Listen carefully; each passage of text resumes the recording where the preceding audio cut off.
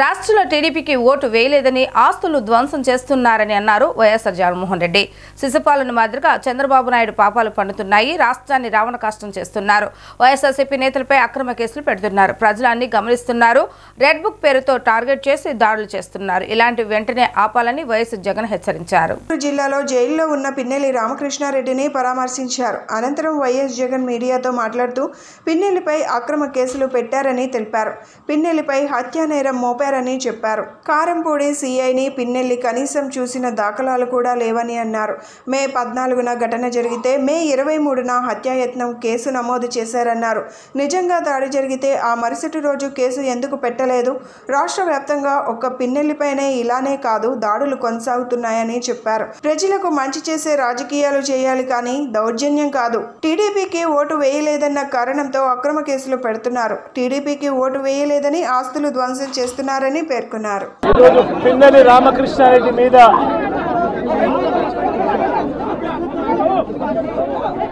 తన మీద ఏకంగా 307 అంటే అటెంప్ట్ టు మర్డర్ లాంటి కేసులు పెట్టి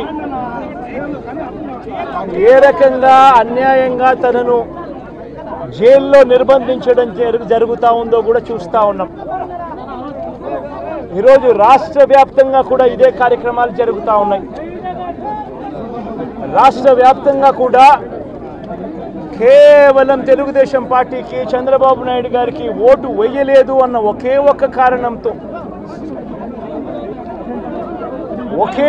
కారణంతో ఏకంగా ఆస్తులను ధ్వంసం చేస్తూ ఉన్నారు, దొంగ కేసులు పెడతా ఉన్నారు. వీళ్ళే కొడతారు, మళ్ళీ వీళ్ళే అటువైపున ఉన్న వారి మీద వాళ్ళు కొట్టారు అని చెప్పి కేసులు పెడతారు. ఇంతటి దారుణంగా ఈరోజు రాష్ట్రంలో పరిపాలన సాగిస్తూ ఉన్నారు. నేను అడుగుతా ఉన్నా, ఇదే గత 5 సంవత్సరాల కాలంలో వైఎస్ఆర్సీపీ పరిపాలనలో ఉండగా, వైఎస్ఆర్సీపీ ప్రభుత్వంలో ఉండగా అప్పుడు జగన్ ఏం చేశాడు?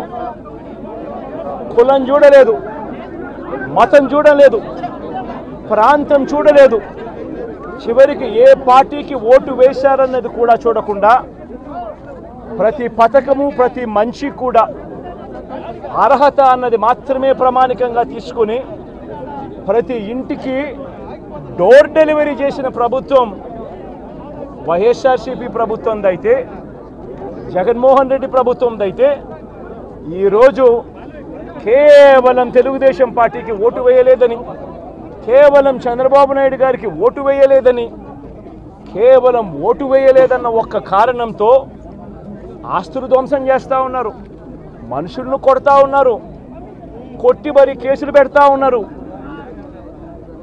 ఇంతటి అన్యాయంగా రాష్ట్రాన్ని రావణ